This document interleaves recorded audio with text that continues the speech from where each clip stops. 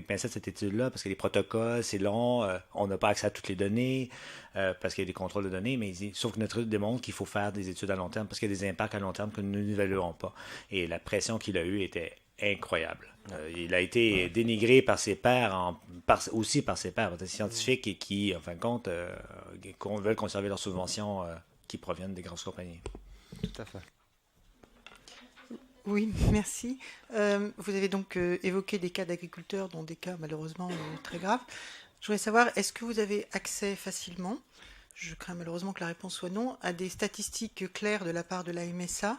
Et est-ce que vous sentez une possibilité de collaboration sur ces thèmes-là avec les organismes professionnels agricoles, les chambres d'agriculture par exemple? Est-ce que c'est déjà des choses soit que vous faites, soit que les agriculteurs souhaiteraient, lorsqu'ils vous rencontrent, pouvoir mettre en place notamment avec leurs organismes professionnels? J'ai eu le plaisir de participer à 2 ou 3 conférences avec la Chambre d'agriculture. Ils ne sont pas allés plus loin de ce que je souhaitais mettre en place. Mais par contre, avec mes collègues de MSA, les médecins de travail qui suivent, c'est eux qui m'appellent en général en disant, écoute, il y a eu tel ou tel problème, qu'est-ce que tu en penses, etc. Là, j'ai un contact très, très direct et très franc avec les médecins. Et qui me posent des questions. On se pose des questions. Après, nous, on ne peut pas influencer actuellement dans l'état actuel des choses, par exemple sur la publication des statistiques, des machins. Nous, on doit remonter un peu les statistiques aux autorités. Leur publication, comment ça se fait, c'est un peu plus délicat. Pour juste répondre directement à la question, j'ai une très bonne relation avec l'ensemble des médecins de MSA, ça c'est sûr. Mais avec la direction qui pourra peut-être empêcher, c'est eux qui sont en première ligne, pas moi, pas vraiment, quoi. Et actuellement, ces médecins posent énormément de questions. Le problème d'allergie, tel que je l'ai évoqué, le problème. Organisateur de m'avoir convié pour parler de qualité de sol de jardin, mais aussi d'implication possible pour les plantes. Donc, effectivement, je travaille au laboratoire. Donc, je dirige le laboratoire Sol et Environnement, qui est une UMR entre l'INRA et l'Université de Lorraine à Nancy. Et puis je pense que là en 2013, ça fait à peu près 20 ans que je travaille sur les sols de jardin, donc c'est un peu une date anniversaire, ce qui rend les choses un peu émouvantes pour moi. Euh, voilà, vous savez tout. Euh, D'un point de vue du poids économique de la filière jardin, je voulais rentrer par ces quelques chiffres, hein. On a plus de 12 millions de ménages qui entretiennent 13,5 millions de jardins en France. C'est quand même un volume de production végétale annuelle de l'ordre de 1,16 milliard d'euros, ce qui représente près de 2% de la production agricole globale. Donc c'est absolument pas négligeable et je pense que c'est aussi en croissance. Et puis j'ai mis un autre aspect en dessous sur les produits phytopharmaceutiques. On en a beaucoup parlé ce matin. Là, on a 284 millions d'euros de chiffre d'affaires, hein. Et puis environ 8000 tonnes de produits épandus dans les jardins, suivant les statistiques, avec 8% de la consommation nationale en produits phytopharmaceutiques. Donc vous voyez que la proportion, alors on n'est pas dans du zéro produit phytopharmaceutique parlant, comme l'a dit Eric ce matin. En France, on reste quand même des gros utilisateurs de produits phytosanitaires dans les jardins potagers. Alors, ça c'est simplement, ça donne un peu le cadre.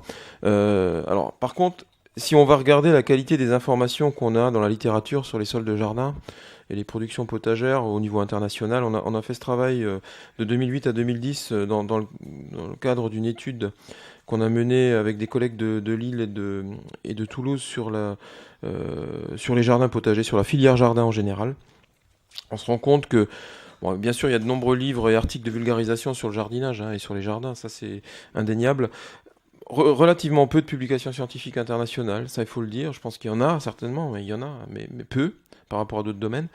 Les articles concernent surtout des études de cas ponctuels. Je crois que ça c'est extrêmement important, c'est-à-dire qu'on accumule des études de cas ponctuels et je pense qu'on a aujourd'hui un défaut de généricité des résultats j'en reparlerai tout à l'heure, et pour ma part aussi je vous présenterai quelques résultats ponctuels. Mais je vous donnerai aussi des perspectives en termes de généralisation de résultats. Et de fait, ces travaux sont menés suivant des stratégies et des protocoles qui sont contrastés, ce qui rend parfois difficile la synthèse. Alors, il faut dire qu'en France, par exemple, hein, des travaux sur les sols de jardin potager, je pense que ça fait une petite vingtaine d'années que certains sont menés, hein. Avant, absolument rien n'était fait dans ces domaines, encore moins sur les sols urbains. Les pédologues et les études de sol se faisant essentiellement sur les forêts et sur l'agriculture, successivement. Donc, on est vraiment dans des approches très très jeunes. Alors, on a aussi une très forte hétérogénéité de contexte. Aussi bien environnementaux que sociaux, donc on voit poindre la nécessité de travailler de manière transdisciplinaire qu'on a des usages, des pratiques et des productions qui sont très très diverses. Donc quelque part, ça rend aussi humble dans l'étude de ces milieux, de ces écosystèmes particuliers. Alors les données qu'on a dans la littérature, elles sont aussi de qualité très variable, des connaissances qui seront partielles, et puis donc d'emblée, je vous dis qu'on a davantage de questions soulevées que de réponses précises aujourd'hui. C'est pas défaitiste, mais je pense que ça montre aussi l'ampleur des travaux qui restent à mener, et je dirais l'intérêt qu'il faut susciter dans la communauté scientifique pour continuer à travailler sur ces sujets qui sont éminemment importants par rapport à des aspects sociaux aussi. Alors, dans les travaux qu'on avait menés sur une synthèse de l'état de l'art, hein, un peu de l'état de l'art du sujet jardin, de la filière jardin en général, on a essayé d'établir, en fonction de l'état de l'art, de dire d'experts, mais aussi en jouant sur les incertitudes à renseigner tel ou tel paramètre, on a essayé de hiérarchiser les facteurs d'influence de la qualité globale de la filière jardin en France, mais aussi au niveau international. Et il s'avère qu'ici, on a cette figure qui peut paraître un peu compliquée. Plus la barre est courte, plus l'influence est forte. Donc on arrive à la conclusion de cette synthèse que le milieu dans lequel... Alors quand je dis milieu, c'est est-ce qu'on est en milieu rural, en milieu urbain, en milieu périurbain, en milieu industriel, est le critère qui influence le plus la qualité du système. À l'autre bout, on a des aspects de contraintes réglementaires ou de consignes. Et puis, entre-temps, vous voyez apparaître l'âge et le sexe du jardinier, les pratiques, le climat, l'âge du jardin, l'origine culturelle du jardinier, la fonction du jardin, le devenir des productions, etc. Alors, parmi tous ces facteurs d'influence, certains ont une fiabilité forte, d'autres ont une fiabilité plus faible, comme je l'ai dit. Finalement, on se rend compte aussi que certains sont très difficiles à renseigner. Et si on devait généraliser des approches de ce type-là sur le territoire, connaître le matériau parental du sol, alors en traduit, c'est savoir de quoi est constitué le sol tel qu'il est en place dans un milieu urbain ou périurbain lorsqu'on fait du jardinage, ça peut être très très compliqué parce qu'on est face à ce qu'on appelle aujourd'hui souvent des technosols, donc qui sont des sols fortement modifiés par l'homme, dont je vous reparlerai tout à l'heure. Sur les usages passés, je pense que là aussi, si on fait des études historiques très précises sur un jardin, ça peut se faire, mais si on devait être amené à le faire sur l'ensemble des jardins potagers français, ça deviendrait très très difficile. Ce qui fait que on a, à côté de ce que je vous dis là, retenu les 7 critères qui sont en vert comme étant forts dans la détermination d'une typologie des jardins potagers en France. Et là, je parle de jardins potagers tout confondus, privatifs, associatifs, etc. Et puis, ceux qui sont en orange et en rouge, on les oublie un peu. Et si on reste justement sur ces 7 facteurs d'influence qui sont le milieu actuel, quand je dis milieu actuel, c'est bien aujourd'hui, en instantané, dans quel contexte est le jardin. Il faut savoir aussi que ça peut être éminemment mouvant. Une zone rurale peut du jour au lendemain devenir urbaine ou industrialisée, donc ça on le sait aussi. Et autre facteur, l'âge et le sexe du jardinier, ses pratiques, sa catégorie socio-professionnelle, on ne dit plus comme ça aujourd'hui, mais tout le monde me comprend. Les types et parts relatives des productions, c'est-à-dire entre l'ornemental en particulier et puis les productions alimentaires, le climat dans lequel se situe le jardin, donc les grandes zones climatiques françaises, mais aussi l'âge du jardin. Et je vous donnerai quelques indications tout à l'heure par rapport à ça. Donc, suivant ces 7 facteurs d'influence, si on faisait une typologie, alors chaque facteur présentant des catégories, j'ai simplifié ici, 3 catégories de milieux, rural, périurbain, urbain, 3 classes d'âge, 5 types de pratiques, 8 CSP, 5 types de production, 3 zones climatiques, 4 classes d'âge. Au final, on a sur le territoire français 86 400 types de jardins différents. Alors c'est pas une boutade, je pense que chaque jardin pour moi est une île, un îlot au milieu d'un océan, parce que c'est quelque chose qui fonctionne différemment, parce que déjà tous les jardiniers fonctionnent différemment, qui sont sur des sols différemment, dans des contextes différents. Et là on a 86 400 types et on n'a pas encore défini combien de jardins par type il faudrait échantillonner pour avoir une vision claire de l'hétérogénéité de ces systèmes. Donc, je force un peu le trait. Alors, mais ça montre bien face à quoi on est quand on veut caractériser ces milieux, et derrière finalement je me résigne pas, mais finalement les études de cas qu'on fait par-ci par-là, on les oriente aussi sur des systèmes qui nous paraissent intéressants à étudier, parce qu'il y a une pollution, parce qu'on est dans un contexte social particulier, etc. Et donc on oriente forcément les choses, et je crois qu'aujourd'hui on n'a pas de vision globale, en tout cas pas de généricité de nos résultats. Alors, si on simplifie les choses, et on a beaucoup travaillé avec des statisticiens ensuite pour se dire que finalement les facteurs d'influence qu'il faut prendre en compte, c'est des facteurs qui doivent être indépendants. Oui, ça fait un peu du bruit. Vous m'entendez comme ça ? Pas très bien, comme ça c'est bon ? On fait un petit essai, comme ça c'est bon ? Je bouge plus. Oui, c'est désagréable quand je fais comme ça dans le micro, c'est pas très bien. En même temps, ça vous maintient en haleine.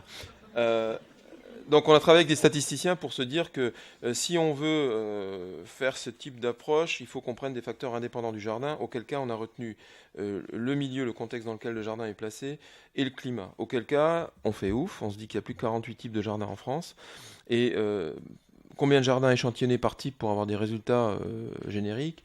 Là, je vous passe le dimensionnement statistique qu'on a fait à partir de bases de données régionales qu'on avait. Donc là, c'est des calculs de variance et des formules statistiques un peu compliquées, somme toute assez simples, mais un peu compliquées quand même. Et on arrive à une moyenne de 155 jardins échantillonnés par type, ce qui voudrait dire qu'aujourd'hui en France, on devrait échantillonner 7440 jardins pour avoir une vision claire de la qualité de ces systèmes au niveau national. On n'a pas cette base de données, et dans le programme J'assure, dont je vous parlerai tout à l'heure, qui est un programme de l'Agence nationale de la recherche, on n'atteindra pas non plus ces 7440. Pour tout vous dire, l'étude de préétude de cadrage qu'on a faite pour l'ADEME, pour l'Agence de l'environnement, a amené à ces conclusions. C'était bien une préétude de cadrage qui devait déboucher sur une étude à proprement dit sur le territoire national, pour lesquelles on n'a pas eu suite ensuite. Alors pourquoi ? Je ne vais pas émettre d'hypothèse. Mais on a réussi à dégager d'autres financements pour d'autres projets dont je vous parlais tout à l'heure. Alors, les sols de jardin, quelle qualité pour un service de production végétale à usage alimentaire ? Vous voyez ici différents contextes, du jardin rural, 300 ans d'exploitation, du jardin familial collectif, un profil de sol de jardin. Alors, les grandes caractéristiques, on les connaît quand même. Horizon de surface épais, riche en matière organique, avec beaucoup d'intrants, etc. C'est des caractéristiques qu'on suppose quand même assez globales. Et puis en bas à gauche, vous voyez aussi un jardin particulier où le jardinier amateur a épandu 20 cm de cendres d'incinération d'ordures ménagères pour améliorer la qualité de son sol. Et ça, je le mets aussi à titre peut-être caricatural, mais ça montre aussi que les pratiques des jardiniers sont très importantes dans la définition de la qualité du système. Et pas uniquement le voisinage d'une autoroute, etc.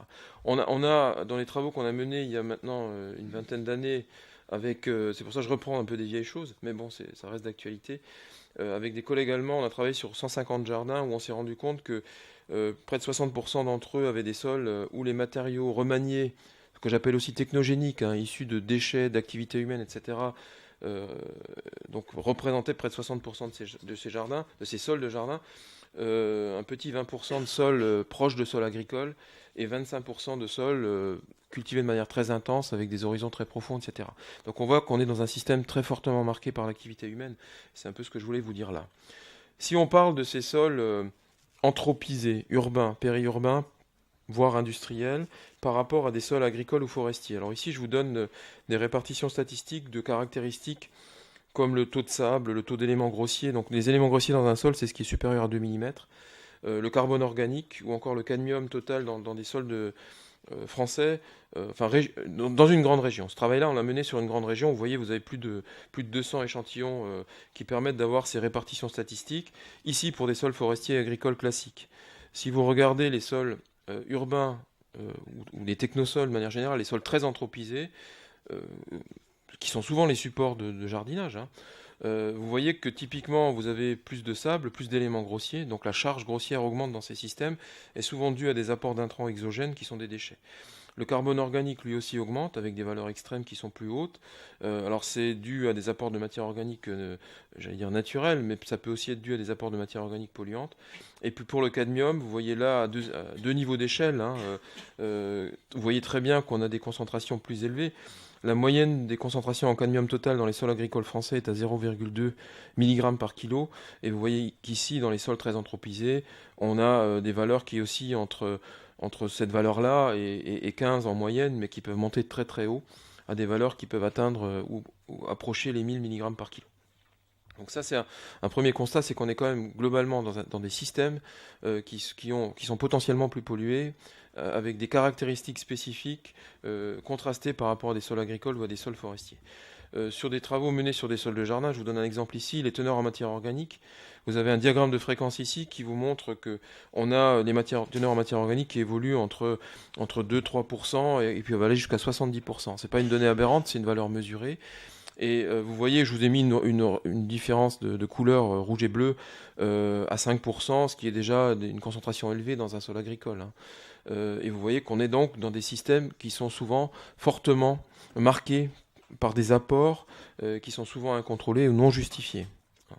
De la même manière, quand on regarde des teneurs en métaux, ici je vous donne des exemples de cadmium, cuivre, nickel, plomb et zinc sur d'une part un échantillonnage d'une centaine de jardins potagers dans l'est de la France, pas très loin d'ici, et puis en comparaison avec une base de données, je pourrais mettre à jour avec les bases du réseau de mesure de la qualité des sols français, mais on a à peu près la même chose. Là c'était une base de données allemande, on n'est pas très loin de la frontière, donc ça, c'est bien, ça montre qu'on est au cœur de l'Europe. Et vous voyez que assez globalement, hein, je vais aller très vite, on a en moyenne des concentrations en métaux totaux dans les sols de jardins potagers 2 fois supérieures à celles des sols agricoles. Passer de 0,4 à 1 pour le cadmium, de 15 à 27 pour le cuivre, de 67 à 138 pour le zinc, etc. Alors il n'y a que le nickel qui est un peu différent, mais là c'est des questions de fonds géochimiques régionales qui ont joué. Alors voilà, donc 2 fois plus au total. Bien sûr, c'est les valeurs maximales qui tirent ça vers le haut. Et vous voyez qu'au maximum, on peut avoir des concentrations très élevées en métaux dans ces sols de jardin, ce qui peut poser problème. Alors bien sûr, on est sur du total. On a bien dit tout à l'heure, déjà Eric l'a dit, ça ne préjuge en rien le niveau de disponibilité. Sachant que dans les jardins, on est souvent à des pH élevés, avec des concentrations en matière organique élevées, ce qui ne favorise pas forcément la disponibilité, et tant mieux, des polluants métalliques. Ce qu'on voit aussi, c'est que les jardins, c'est des systèmes, j'allais dire, vivants. On ne peut pas se contenter d'un instantané. Quand on regarde, rien qu'en regardant des jardins d'âge différents, donc de durée d'exploitation différente, on se rend compte en haut à gauche, sur un diagramme avec une échelle logarithmique, c'est important, que systématiquement les jardins de plus de 80 ans d'exploitation ont des concentrations en métaux totaux dans l'horizon de surface supérieures à des jardins jeunes. Ça, c'est une moyenne, hein, mais ça montre quand même qu'on a une accumulation de pollution au cours du temps. Donc, d'une année à l'autre, le système change. Et puis, quand on regarde, par exemple, les teneurs en phosphore, là, c'est plutôt un indicateur de fertilité et plus de toxicité, on voit là aussi que l'augmentation des teneurs en phosphore total dans ces sols va avec le temps. Les jardins de plus de 70 ans présentent des valeurs presque 2 fois supérieures à celles de jardins qui ont moins de 10 ans. Et là, ça va être essentiellement dû aux pratiques, aux intrants, et peut-être à la mauvaise gestion, au mauvais dosage des apports. J'ai pu doser dans des sols de jardin potager des concentrations en phosphore assimilables 1000 fois supérieures à la concentration souhaitée pour des plantes. Enfin, je veux dire, donc là, on voit bien qu'on est dans de l'excès. Et puis finalement, ce qu'on voit aussi sur ces figures-là, qui sont très peu puissantes d'un point de vue statistique, mais qui montrent quand même une tendance, c'est que lorsque le phosphore total des sols de jardin augmente, la concentration en métaux dans les sols augmente aussi. Ça voudrait dire que finalement, le jardinier apporte des éléments au sol pour améliorer la fertilité, et ça, je pense qu'aucun jardinier ne pollue volontairement son sol. Néanmoins, dans bien des cas, il peut aussi apporter des indésirables de manière concomitante. Alors, là, je vous ai parlé de métaux, je vous ai parlé de critères de fertilité. Un exemple sur des pollutions par des pollutions organiques, des hydrocarbures aromatiques polycycliques. Là aussi, on a travaillé sur des échantillons régionaux avec des collègues allemands où on voit à nouveau que sur la courbe jaune, il y a un décalage vers les concentrations fortes de HAP dans les sols de jardin par rapport à ce qu'on peut avoir dans les sols agricoles, par exemple, prairiaux ou des sols agricoles labourés. Donc, encore une fois, on va dans le même sens. Alors, des conclusions qu'on avait tirées en un temps étaient de dire que finalement, les facteurs de qualité de ces sols de jardin, pour les concentrations en métaux, par exemple, étaient multiples. Bien sûr, les dépôts atmosphériques, proximité d'autoroutes, proximité d'industries, etc. Mais ça, c'était le facteur qui dominait le moins. Il y en a un autre qui est important, c'est la roche-mère, c'est-à-dire qu'est-ce qu'on va avoir dans le fond géochimique local. On peut avoir du plomb naturellement présent sur un site et on le retrouvera dans les jardins, mais on peut aussi avoir ce que j'appelle un substrat anthropique, des déchets, sur lequel se développe un sol de jardin et qui apporte finalement des métaux ou des polluants. Les pratiques de jardinage viennent ensuite avec un impact fort, et l'âge du jardin qui est extrêmement important parce que c'est en fonction de l'âge du jardin que les autres paramètres d'influence vont pour beaucoup s'accumuler au cours du temps. Ça a été dit tout à l'heure, petite dose après petite dose, on augmente les concentrations. Qu'en est-il des qualités des récoltes ? Alors là, les gaillards qui sont là se souciaient peu des teneurs en cadmium dans les laitues, ils préféraient faire le concours du plus beau chou, de la plus belle carotte, mais voilà, c'est comme ça, on a évolué dans les approches. Alors, par exemple, ici, je vous donnerai que 2 types de résultats. On a dosé des concentrations en métaux dans des laitues qu'on a cultivées non pas in situ, mais dans une serre, après avoir échantillonné des sols dans des jardins. Et on se rend compte, alors c'est intéressant parce que là, on n'a que le transfert sol-plante, on n'a pas l'influence des dépôts atmosphériques, on n'a pas tout ça. En moyenne, on a des concentrations en cadmium, cuivre et zinc dans les feuilles de laitue qui étaient, j'allais dire, largement inférieures aux références santé humaine. J'ai une référence allemande, encore une fois, ici, pour les mêmes raisons que tout à l'heure. Et on voit qu'on est à 0,04 pour le cadmium, alors que la référence est à 0,1. On pourrait trouver d'autres références. 5 pour le cuivre, 0,6 pour le cuivre, alors que la référence est à 5. Et 3,1 pour le zinc, alors que la référence est à 15.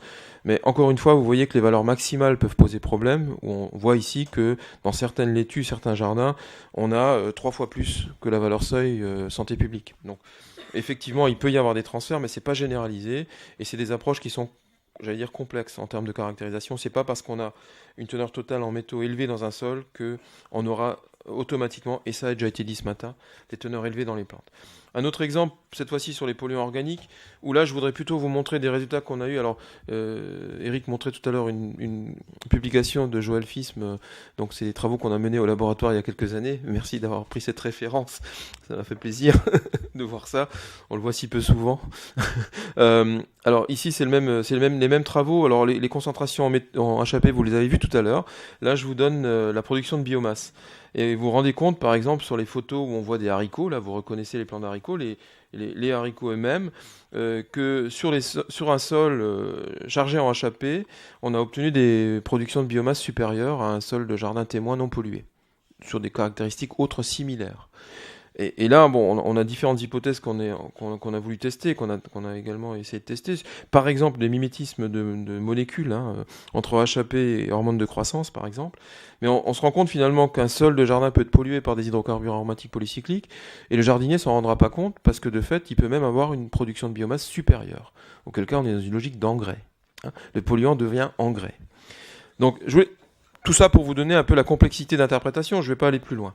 Les pesticides dans les légumes, alors rapidement, parce que je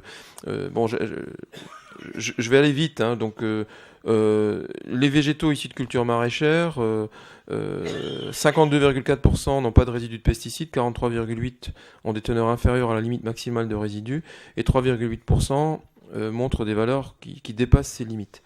Donc il y a dans certains cas des problèmes. Alors les modes de fixation de ces limites, je ne vais pas rentrer dans le détail, c'est protecteur pour la santé. Le dépassement, ça ne signifie pas forcément qu'il y a un risque sanitaire, mais plus probablement une mauvaise pratique agricole. Et puis, les travaux américains ont montré que dans les fruits et légumes du commerce les plus contaminés, on a ces espèces-là, donc je vous laisse regarder, les pêches, les pommes, les poivrons, on revient aux pommes, nectarines, etc. Et pour les jardins potagers, finalement, on n'a quasiment aucune donnée pour les pesticides dans les productions végétales. Ça, c'est important. Alors là, je vais passer parce que ne soyez pas frustrés. Je vous rappelle qu'il y a environ 8000 tonnes de pesticides utilisés chaque année dans les jardins, 115 matières actives, 500 produits autorisés en jardin amateur, et les pratiques françaises d'autoconsommation montrent qu'on a effectivement des risques de transfert d'éléments indésirables dans la chaîne alimentaire. 48% des fruits et légumes contiennent au moins un résidu de produits phytopharmaceutiques. Je crois que je suis assez cohérent avec ce qui a été dit tout à l'heure, et finalement, je vais encore passer des diapos parce que mon prédécesseur avait déjà montré des choses de ce type-là. Les conséquences sanitaires, on en connaît quelques aspects, mais pas tout aujourd'hui, je pense. Vous savez qu'il y a des profils de jardiniers amateurs, le producteur, l'hédoniste, le désimpliqué. Et parmi les producteurs, certains savent ça, il y a les papilles toxiques qui pourraient involontairement être à l'origine de l'exposition des jeunes enfants de la famille. Ça, c'est des travaux qui ont été menés, mais qui montrent aussi, et je vous donne un peu ces profils quelque part psychologiques ou sociologiques pour vous montrer que je suis résolument convaincu qu'on ne peut pas gérer les problématiques des jardins potagers qu'en faisant des caractérisations de sol, mais il faut aussi prendre en compte les profils des jardiniers qui sont les acteurs principaux, c'est ce que j'ai essayé de vous montrer aussi, de la qualité des sols. Je vais vers les conclusions. Voilà, juste en passant, vous voyez, c'est lui, la cible. Conclusion, les jardins sont des systèmes écologiques, économiques et sociaux complexes et très peu connus. Il faut qu'on reste assez humble. La qualité globale dépend de nombreux facteurs. Des travaux sont nécessaires à l'échelle nationale, voire internationale. J'élargis parce qu'on a un public international pour dégager des typologies de jardins potagers. On n'y est pas complètement, je pense, pour de futures évaluations de risques. Les bases du raisonnement en France, elles existent. La mise en œuvre, en tout cas les moyens financiers pour le mettre en œuvre à l'échelle nationale, ne suffisent encore pas complètement. Néanmoins, je pense que si on va vers ça, on pourrait dépasser des préjugés souvent négatifs associés à la qualité des sols urbains et périurbains. On reste dans une logique où l'urbain, le périurbain, l'industriel sont négatifs et le forestier et l'agricole sont positifs. Et je pense qu'on a besoin de données sur les systèmes urbains. Les perspectives, c'est des phases d'acquisition de données, du traitement statistique de données, peut-être un réseau de jardins pilotes au niveau national, on va vers ça, une typologie des sols en particulier, des développements d'indicateurs globaux de qualité de sol de jardin, ou des jardins en général, mais là, vous voyez qu'il reste du travail, construire des outils d'aide à la décision, on n'y est pas non plus. Et puis ouf, il y a des projets qui tournent. Alors je voulais vous parler quand même d'un projet d'ANR, de l'Agence nationale de la recherche, qui s'appelle Jassure, pour éclairer de manière interdisciplinaire les fonctions. Je parle sous le contrôle de mon co-coordinateur du projet et d'autres partenaires du projet qui sont dans la salle. C'est bon signe, le projet vit. Mode de fonctionnement, avantages ou dangers potentiels qu'induisent les jardins associatifs au sein des villes durables en émergence. Tout ça pour peut-être ne pas en arriver là. Je pense que ça aussi c'est important parce que si on scelle tous les sols urbains, on aura des gros problèmes d'inondation et de transfert de polluants latéraux par les eaux de ruissellement. Si vous voulez en savoir plus, mon labo a un site web. On travaille aussi dans un groupe en intérêt scientifique sur les friches industrielles, mais qui travaille pour beaucoup sur les milieux anthropisés. L'ANR Jassure va avoir un site web très bientôt. On y travaille, on veut qu'il soit bien, donc on a encore besoin de quelques jours. Donc si vous tapez Jassure sur Internet, vous trouverez ça. Et puis on m'a demandé de donner un peu de bibliographie. Alors je n'ai fait qu'un seul choix. C'est un bouquin qui est paru dernièrement, là, il y a 2-3 semaines, qui est en vente qui est dans les bacs, que vous pouvez trouver sur tous les bons sites web, qui est édité chez EDP Sciences, donc que j'ai pu coordonner, le plaisir de coordonner avec des collègues avec lesquels on travaille depuis de nombreuses années sur la problématique des jardins. Donc ça s'appelle Jardin potager, terre inconnue, point d'interrogation. Je pense que c'est un bon résumé pour ce que je vous ai dit juste avant. Merci.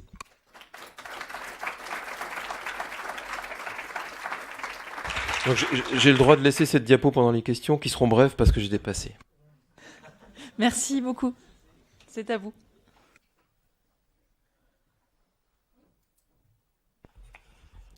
Alors, pas mal de questions. Ah bon? C'est sur la première diapo, quand vous compariez les volumes... Non, la production de quoi? La production vivrière familiale, en la rapportant à la production agricole globale, est-ce que c'était en euros que ça s'exprimait ou en poids, volume, quantité? Ok. Aliments. Deuxième dans question, l'assiette. c'est quoi la générosité?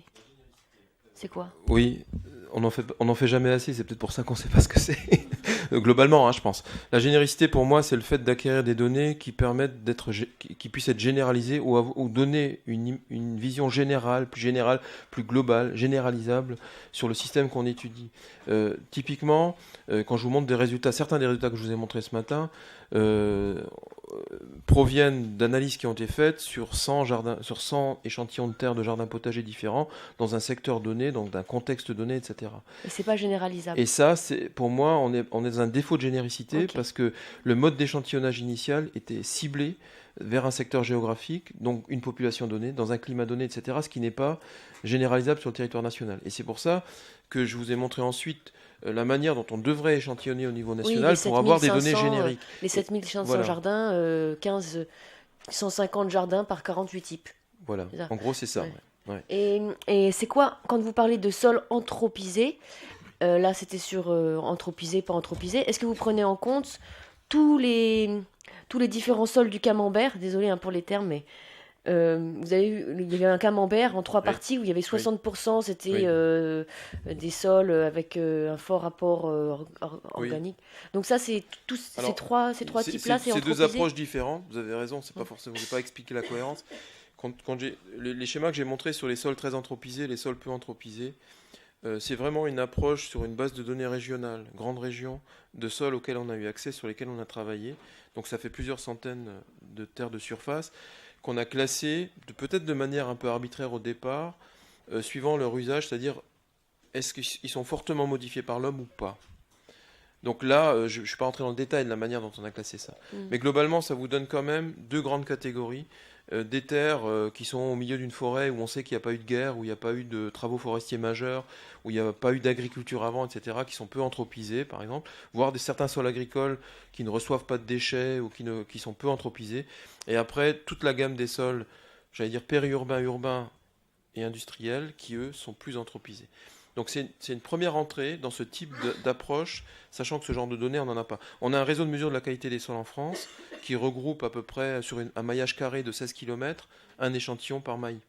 Donc on a à peu près 2000, pour aller vite, 2000 échantillons sur le territoire national qui sont caractérisés.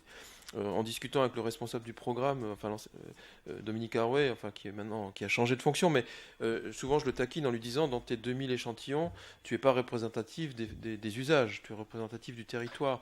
Parce qu'il dit souvent, finalement, le seul sol urbain, ou quasiment seul sol urbain qu'il est, c'est un point qui est tombé, suivant ce maillage, au milieu du jardin du Palais de Luxembourg au Sénat.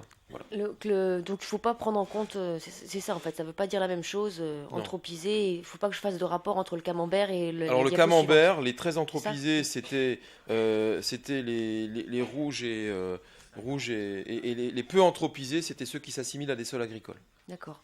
Et ça fait 20%. Je peux continuer ou 18 s'assimilent à des sols agricoles. Ouais. J'ai une question sur le pH que vous avez... J'avais comme question, qu'est-ce qu'on peut nous dire comme profil sociologique d'évolution des jardins, des rapports aux jardins dans toutes ces catégories-là, des types de... Alors moi je ne suis pas sociologue, je suis pédologue, et c'est pour ça que je me tourne vers mon co-animateur de projet d'ANR, Jean-Noël. Alors, on dit toujours en rigolant dans le projet, une collègue nous a dit que finalement, moi j'étais dans les sciences dures et lui il était dans les sciences tendres. Non, je dis tendre. Moi, mon intervention, je pense, va apporter un autre éclairage par rapport aux différentes questions qui ont été soulevées ce matin, puisqu'il a été clairement mis en lumière le fait que l'agriculture urbaine pouvait être soit confrontée à des pollutions qui existent déjà, notamment en milieu urbain, notamment sur les friches industrielles, soit que l'agriculture elle-même pouvait être source de pollution, notamment par l'usage de pesticides. Et donc la question qui se pose maintenant et que je vais essayer de traiter, tout en restant relativement généraliste et en essayant de ne pas réserver mon propos aux juristes, c'est de voir quel encadrement, quelle solution le droit peut apporter. Donc pour ça, dans une première partie, je vais essayer de présenter, mais relativement brièvement, le cadre général de prise en compte de la pollution des sols, notamment pour montrer qu'il y a encore pas mal d'insuffisances et que le traitement de la pollution dépend beaucoup de la conception juridique qu'on va avoir du sol. Et ça se traduit beaucoup, notamment selon les différents pays et la façon dont le droit envisage le sol. Dans un deuxième temps et d'une façon plus pratique, je vais essayer de présenter un peu, sans rentrer dans les détails faute de temps, les différents recours possibles quand on est confronté à une pollution. Alors, à la fois que cette pollution, elle ait pour origine l'activité d'agriculture urbaine, ou alors qu'au contraire, ça soit l'agriculture urbaine qui en soit la victime. Donc, dans un premier temps, contrairement à ce qu'on pourrait penser, en fait, on voit qu'en droit international et en normes globalement applicables, il n'y a pas grand-chose comme outil. Il n'y a en tout cas pas d'outil réellement général et universel qui puisse s'appliquer à la problématique de la pollution des sols. C'est dommage, mais pour le moment, à l'heure actuelle, on n'a aucune convention qui soit contraignante, qui prenne vraiment en compte ce problème et qui impose des obligations de manière générale. Il y a effectivement un certain nombre d'initiatives que je ne vais pas détailler ici, faute de temps. Il y aura peut-être des avancées, notamment avec la Charte mondiale des sols, puisqu'un partenariat a été lancé en 2012, que 2015 devrait être normalement l'année des sols. Alors peut-être qu'on aura des évolutions de ce côté-là, mais ça reste à voir. C'est plutôt en droit de l'Union européenne que là, il y a un vrai travail de réflexion qui a été fait sur la question de la nécessité de protéger les sols. Il y a une stratégie thématique qui a été mise en œuvre à partir de 2002 et qui a donné lieu à une élaboration sous forme de document formel en 2006, ainsi qu'un projet de directive cadre. Alors en fait, pour résumer, un projet de directive, c'est un ensemble de règles qui va s'imposer après dans tous les États membres de l'Union européenne, avec la possibilité pour chaque pays de le transposer dans son droit et de l'adapter à ses contraintes. Le problème, c'est que ce projet de directive qui prenait notamment relativement bien en compte la nécessité d'informer, de recenser les sites pollués et d'avoir un traitement adapté des pollutions, est pour le moment bloqué. Un certain nombre d'États se sont opposés à l'adoption de cette directive, dont notamment la France. Pour des raisons qui sont très complexes. En France, un des principaux points de blocage, c'était le fait qu'on a déjà des systèmes qui existent et que cette directive, elle imposait de revoir nos systèmes de recensement des sites pollués et que ça aurait pu être coûteux. Et donc, le gouvernement français dit que peut-être en matière de pollution des sols, on pourrait employer cet argent à faire d'autres actions. Après, il y a régulièrement des discussions sur le fait que les négociations sur ce projet de directive pourraient reprendre, mais pour le moment, ça n'a toujours pas été le cas. Par contre, en matière de droit communautaire, on a quand même un certain nombre de directives qui existent et qui ont été transposées en droit français et qui prennent en compte la question de la pollution du sol. Mais c'est une prise en compte qui reste très indirecte. Par exemple, la directive 2004-35, qui est relative à la responsabilité environnementale, elle a été transposée en droit français par la loi du 1er août 2008 et elle ouvre une possibilité qu'on demande aux responsables de la pollution de prendre en compte toutes ces conséquences négatives, de réparer intégralement les dommages causés en cas de pollution du sol.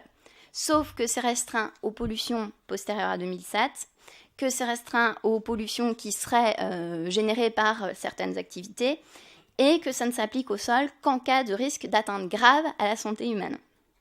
Donc on voit que c'est vraiment très très sectorisé. Après, il y a beaucoup d'autres directives qu'on aurait pu citer et qui ont aussi un impact potentiel sur la santé du sol. Que ça soit la directive IED sur les émissions industrielles polluantes, la directive Habitat qui protège les sols qui accueillent des espèces protégées, ou le règlement REACH qui impose l'enregistrement d'un certain nombre de substances. Alors, maintenant, si on se concentre plus directement sur le droit français, on voit que ce qui est particulièrement important, c'est que la façon dont le droit conçoit le sol change beaucoup la possibilité d'imposer un contrôle ou non des pollutions. Et on note que historiquement, le sol a pu faire l'objet d'usages collectifs, avec notamment la possibilité de pâture collective qui existe dès le Moyen-Âge. Et ça s'intègre directement dans la possibilité d'avoir des jardins partagés et des usages collectifs du sol. Donc ça, on voit que c'est une possibilité qui existe. Après, c'est aussi un mouvement qui existait et qui a été remis en cause.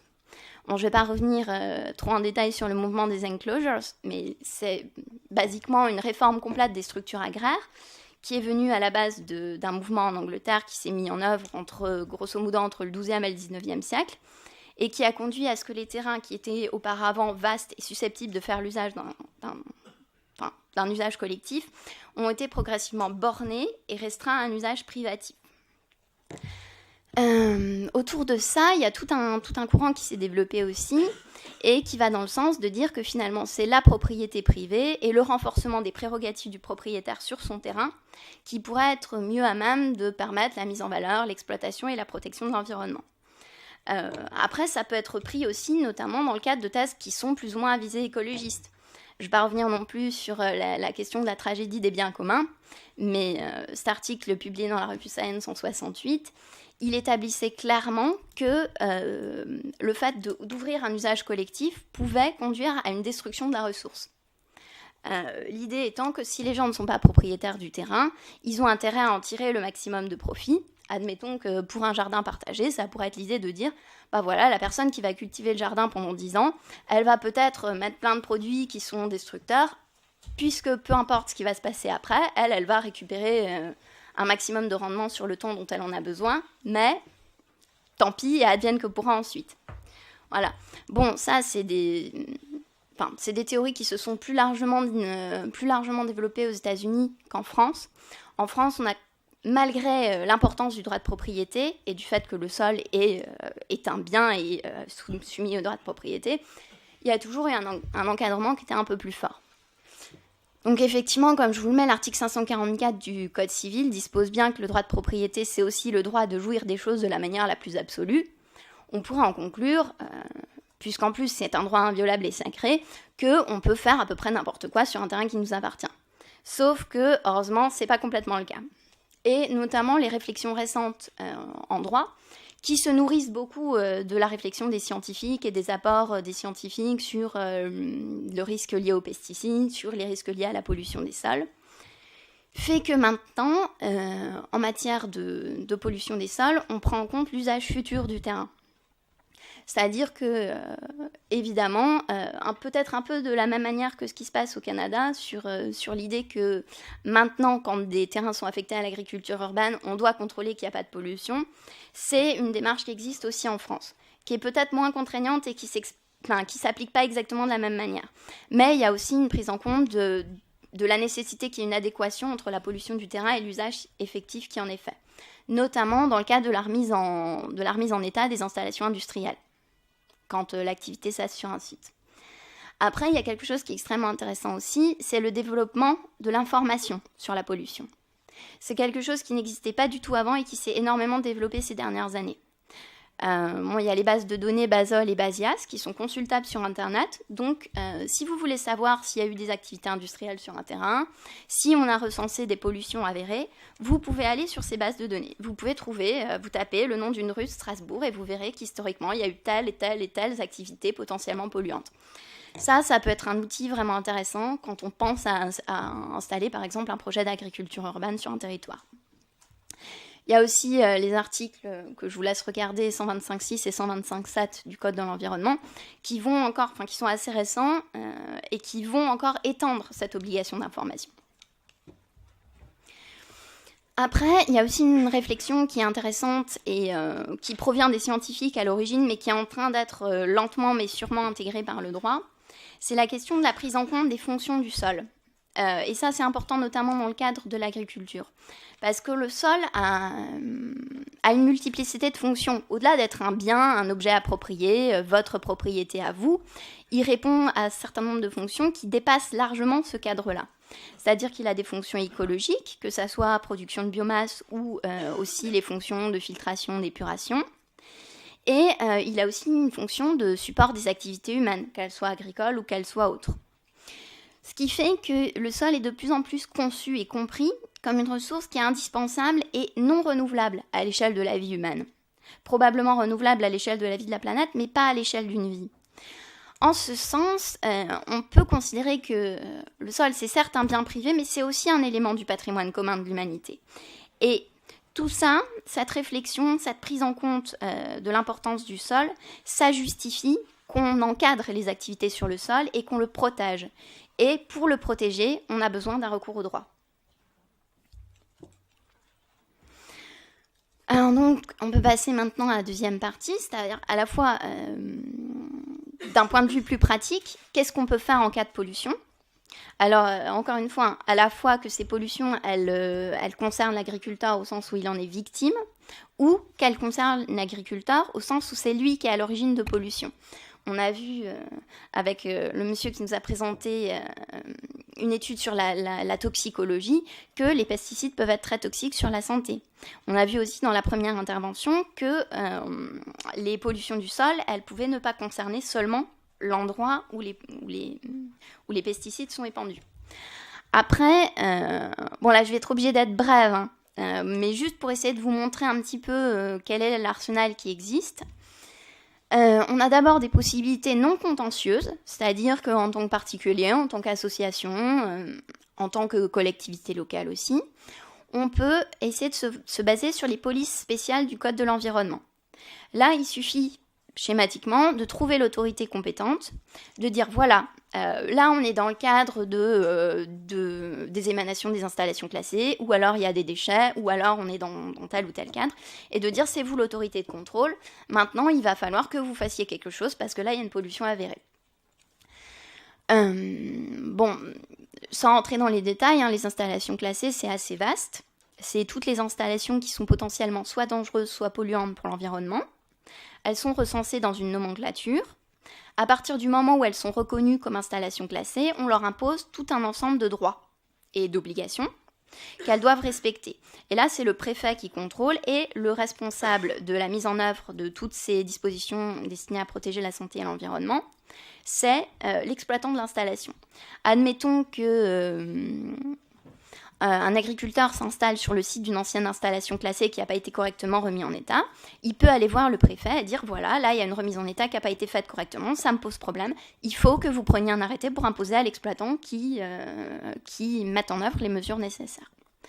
Pour les déchets, sans rentrer dans les détails, c'est à peu près la même chose, sauf que cette fois, on a un champ qui est potentiellement plus vaste, puisque le responsable de l'élimination des déchets, ça peut être à la fois le producteur ou le détenteur. Ça va concerner soit l'agriculteur lorsqu'il dépose des déchets sur un sol, soit l'agriculteur qui est victime d'un dépôt de déchets sur son sol. Et là, l'autorité compétente, ça va être le maire de la commune. Après, il y a aussi, et ça à mon avis c'est quelque chose qui est amené à vraiment se développer dans les prochaines années, une nouvelle police des sites et sols pollués. Le problème, c'est qu'on n'a pas du tout de recul sur ce que ça va être. Pour le moment, il n'y a que 2 articles du Code de l'environnement. On ne sait pas encore exactement qui va être l'autorité compétente. Il y a un décret de janvier de cette année qui a dit que pour les pollutions dont les installations classées seraient à l'origine, l'autorité compétente, c'est le préfet. Mais on n'a aucun retour de plus là-dessus, pour le moment. Ce qui est un peu problématique. En même temps, on verra. Je pense qu'il va falloir aussi que la jurisprudence amène un certain nombre de questions et qu'il y ait des décrets qui interviennent pour préciser un peu mieux les conditions. Alors après, les autres actions qui sont possibles, c'est les actions, cette fois, qu'on va entreprendre devant un juge. Là, il va s'agir d'aller directement voir un juge et d'essayer d'obtenir une prise en charge de la pollution. Plusieurs possibilités. Il y a d'abord la responsabilité civile. Admettons qu'une personne ait acheté un site, une friche industrielle ou autre chose pour y mener un projet de jardin partagé, un projet d'agriculture urbaine. Dans le cas où il y aurait une pollution du sol qui n'aurait pas été décelée, il y a moyen d'agir sur le fondement du contrat de vente. En disant, voilà, il y a une pollution, vous ne m'avez pas informé qu'il y avait cette pollution, ça constitue un vice caché, donc il faut... Pas de problème. Donc il faut remettre en cause la vente.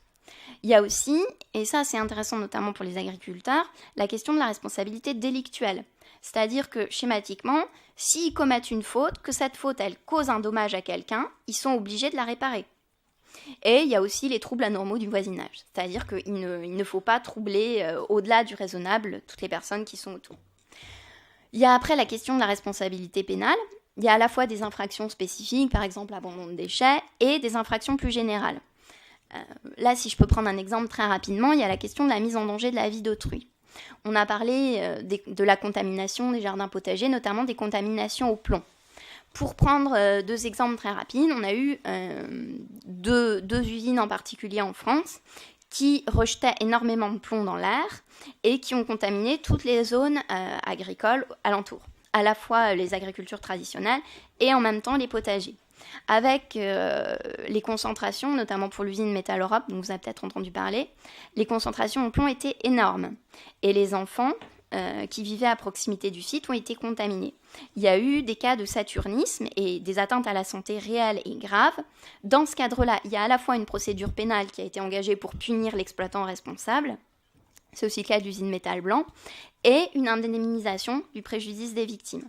Donc on voit que par rapport au cas de contamination, quand c'est avéré, on n'est pas démunis. Il y a vraiment des choses à faire. Plusieurs types de dommages sont réparables. Pour aller très vite, il y a le dommage économique. Par exemple, le fait d'être obligé d'acheter au supermarché les légumes qu'on produisait. Il y a le dommage moral, qui est le fait de voir ses efforts réduits à néant. Il y a aussi le dommage corporel, et ça c'est une question qui mériterait en soi d'être creusée. On parlait du fait que le lien entre la contamination par les pesticides et les pathologies qui peuvent en découler, notamment les cancers, est encore difficile à prouver. Si on travaille et qu'on progresse en parallèle avec les scientifiques pour prouver l'existence de ce lien de causalité, toutes les personnes qui sont affectées, elles pourront obtenir réparation de leur préjudice. Et ça c'est intéressant parce que ça a à la fois un effet de réparation pour la personne victime, ça a aussi un effet préventif. Il y a pas mal de jurisprudence sur les contaminations aux pesticides qui vont dans ce sens-là. Soulignons aussi la possibilité de réparer les dommages proprement causés à l'environnement. Bon, là, je ne rentre pas dans les détails, mais avant, ça n'existait que très marginalement. Là, c'est officiellement reconnu par la Cour de cassation et il y a un projet de loi en cours à ce sujet. Après, il faut souligner encore pour compléter un petit peu le panorama de l'arsenal législatif disponible, c'est qu'il y a des actions possibles des associations et des collectivités territoriales Et là, on n'est plus du tout dans le sol comme bien approprié. On est dans l'idée que le sol est un patrimoine commun et qu'il faut le protéger. Si je peux citer très rapidement un exemple, là j'ai publié un article dans la revue Droit de l'environnement ce mois-ci qui traite justement d'un cas où un agriculteur a épandu des pesticides sans respecter les précautions d'utilisation. Ça a entraîné une mort d'abeilles et d'autres insectes pollinisateurs. Il y a une association locale de protection de l'environnement qui a dit « Voilà, moi toute l'année je me bats pour apprendre aux gens et essayer de protéger ces insectes. Ça me cause un préjudice et ce préjudice il faut le réparer. » Ça peut être vraiment intéressant. Et c'est aussi une chose dont les agriculteurs urbains doivent prendre conscience. Très rapidement encore, là je rentre vraiment plus dans les détails, c'est ma dernière diapo. Il y a aussi la possibilité d'avoir recours à un certain nombre de mesures de protection spécifiques quand on est en présence d'un sol pollué. Par exemple, sur les jardins familiaux de la Robertsau, le fait d'arrêter de prélever de l'eau dans la nappe.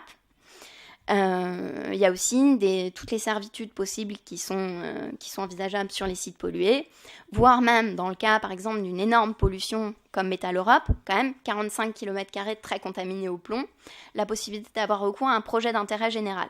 Dans ce cas-là, en fonction de la pollution, on définit des zones et les activités sur ces zones sont réglementées. Il y a toute une zone qui a été fermée à l'agriculture autour de Métal Europe. Après, il y a aussi les interventions de l'Agence de l'environnement et de la maîtrise de l'énergie qui sont possibles, mais qui ne concernent qu'une mise en sécurité. Ce n'est pas vraiment une réhabilitation complète. Voilà, donc en conclusion, on voit qu'il y a encore un gros manque de dispositions vraiment générales. Après, que l'importance du sol et la nécessité de le protéger, c'est de mieux en mieux pris en compte. Qu'il y a encore beaucoup d'efforts à faire. Et ce que je voulais ajouter, c'est que nous, juristes, on a sans doute des compétences à apporter. Après, ça, à mon sens, et c'est vraiment très caractéristique du droit de l'environnement et de l'environnement en général, le juriste n'a de sens que s'il travaille avec des toxicologues, des sociologues, des urbanistes. Voilà. Je vous remercie. Merci beaucoup.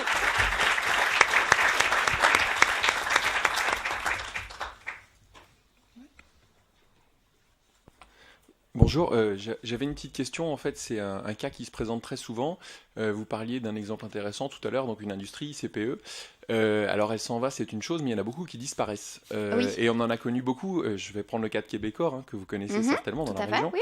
Donc, elle disparaît, elle nous laisse un cadeau empoisonné, c'est le cas de le dire. Problématique, qui va payer la facture, et surtout on la connaît, la solution, la collectivité n'ayant pas les moyens, elle finit par trouver un promoteur qui lui a les moyens, enfin ou en tout cas va mettre les moyens, et donc en fin de compte ce promoteur va mécaniquement récupérer les sols pour son usage et donc pouvoir construire dessus. Donc là effectivement ça pose un problème qu'on rencontre très souvent maintenant dans les villes. Est-ce qu'il y a des recours qui existent? Et puis j'ai une seconde petite question qui sera juste derrière, qui est aussi de savoir s'il y a un délai de prescription dans ces domaines. Alors, oui, il y a effectivement un délai de prescription en matière de pollution. Après, ça va énormément varier selon l'origine de la pollution. Par exemple, pour aller vite, pour les installations classées, 30 ans après la cessation d'activité, au moment où elle a été notifiée, on ne peut plus rien demander à l'exploitant. C'est-à-dire qu'on peut encore prendre des mesures de police relatives au site, mais on ne peut plus demander à l'exploitant la prise en charge financière. Après, là, on rentre dans un gros problème, qui est un problème d'harmonisation entre la réalité et le droit des procédures collectives et le droit des groupes de société. C'est un peu la même chose aussi pour Métal Europe. C'est des grands groupes. Il y a une activité à risque qui a un gros passif environnemental dont ils aimeraient bien se débarrasser. Ils créent une filiale. Cette filiale, elle a sa personnalité à elle. Elle est indépendante. Elle coule. Procédure collective, donc liquidation judiciaire. Or, il n'y a plus de sous pour dépolluer, qu'est-ce qu'on fait? Et alors encore, le cas dont vous parliez, quand il y a un intérêt pour des promoteurs, dans ce cas-là, il peut y avoir une dépollution du sol. Après, qu'est-ce qu'on fait quand ce site n'a aucun intérêt et qu'on ne peut rien faire dessus? Il y a l'ADEME qui intervient, donc quand même sur fonds publics, ce qui peut poser problème quelque part, pour mettre le site en sécurité si vraiment il y a des problèmes graves. Mais après, on fait quoi? Moi, ce que je pense, c'est qu'il faut vraiment travailler à une réforme globale et repenser le droit de ce point de vue-là. Mais le problème, c'est qu'on se heurte au lobby industriel. Le problème aussi, c'est qu'on est en situation de crise. Alors moi, je travaille beaucoup avec un cabinet d'avocats, justement, sur les installations classées en liquidation judiciaire. Je travaille aussi avec des mandataires judiciaires. Et le cas classique, c'est l'installation ancienne, très polluante, que l'inspection des installations classées est parfaitement au courant qu'ils fonctionnent dans des conditions environnementales très précaires, sauf qu'ils ne veulent pas imposer trop de choses parce que sinon il n'y a plus d'emploi. Et au moment où il y a liquidation, là, il tombe dessus, mais il n'y a plus de sous. Voilà. Donc oui, le droit a encore une énorme marge de progression. Et vraiment, il faut s'y atteler, quoi. Oui ? Oui, d'accord. J'avais une petite question d'ordre plutôt politique, on va dire. Oui. Au niveau de l'agriculture urbaine, justement, bien souvent, ça a lieu sur des terres qui sont communales ou à l'agglomération, qui laissent le libre accès à ces terres-là. Est-ce qu'à terme, Éric Duchemin tout à l'heure parlait de terres qui étaient cultivées depuis une vingtaine d'années, qui étaient notamment polluées. Est-ce qu'à terme, il y aurait un risque légitime pourtant que des personnes attaquent en justice les collectivités et que, en contrepartie de ça, du coup, les collectivités deviennent de plus en plus frileuses pour laisser libre accès à ces terrains-là en se disant non, on ne prend pas de risque, on arrête ce genre de choses, ça se passera que sur du privé, ils s'organisent entre eux. Alors oui, dans l'absolu, c'est possible. Après, il faudrait prouver qu'il y a eu soit une connaissance d'une pollution avérée, soit vraiment des carences dans la prise en compte de ces pollutions. Avec les bases de données dont je parlais, qui sont Basol pour les sites pollués avérés et Basias pour les sites potentiellement pollués, plus les nouvelles obligations d'information des articles 125.6 et 7 du Code de l'environnement, il y a de moins en moins de chances qu'on n'ait pas une connaissance d'une activité potentielle, d'une pollution potentielle qui pourrait menacer l'activité agricole. Après, un élément aussi que je n'ai pas eu le temps de souligner dans mon intervention, mais que je pourrais évoquer ici vraiment brièvement, c'est que dans le cadre justement où des projets d'habitat ne seraient pas envisageables, ne seraient pas rentables sur des friches industrielles urbaines. Parce que, par exemple, ça nécessite de mettre des fondations dans le sol et d'aller chercher des pollutions trop profondes. Une solution qui pourrait être extrêmement intéressante, c'est le fait, sur ces espaces-là, sur ces friches industrielles dont on ne peut rien faire, d'aller mettre en place des projets d'agriculture urbaine, mais hors sol. L'idée des membranes géotechniques ou géotextiles, l'idée de la culture en bac ou en sac, ça serait potentiellement une solution extrêmement intéressante. Parce que je ne sais pas si vous avez vu, il y en a dans beaucoup de villes industrielles. Enfin, moi, je viens de Moselle, on a quand même énormément de friches industrielles. Il y a beaucoup d'endroits où on se retrouve confronté à des parkings qui servent à rien. Alors, des fois, ils sont carrément clôturés, les parkings. Voilà, c'est des parkings, on ne sait pas pourquoi. En creusant un peu la question, je me suis rendu compte que dans beaucoup de cas, c'était des sols pollués, qu'il n'y avait pas d'intérêt ou pas d'exploitant solvable pour les remettre en état, et que du coup, on a mis une bonne chape dessus, qui va durer ce qu'elle va durer, pour éviter que les polluants s'infiltrent et contaminent la nappe. Voilà. Alors, est-ce qu'on ne pourrait pas faire quelque chose de plus intelligent sur ces espaces, même si pour la construction, c'est pas possible? Moi, j'aurais tendance à penser que oui, et que la proposition de M. Duchemin, elle est à reprendre et à transposer en France d'urgence.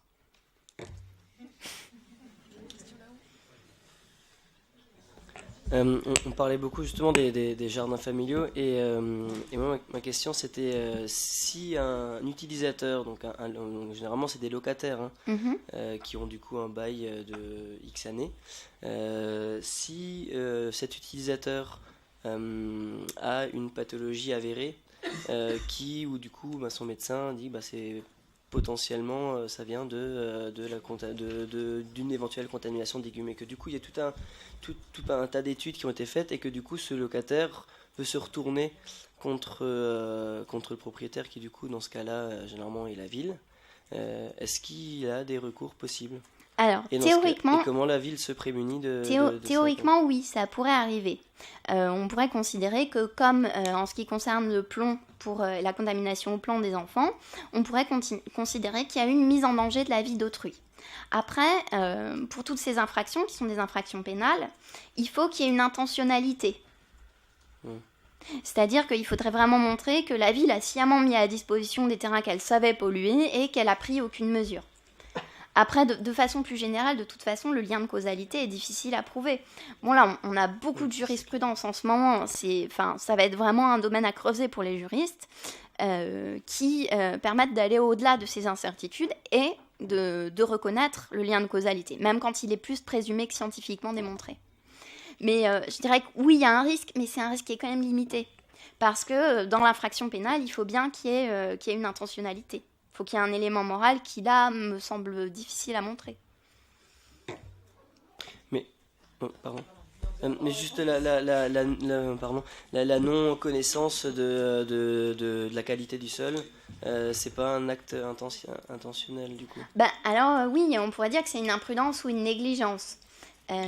Si on installe ça, par exemple, si on installe des jardins sur une décharge, là oui, effectivement, ça pourrait poser problème, en connaissance de cause. Mais ce sera apprécié au cas par cas, voilà.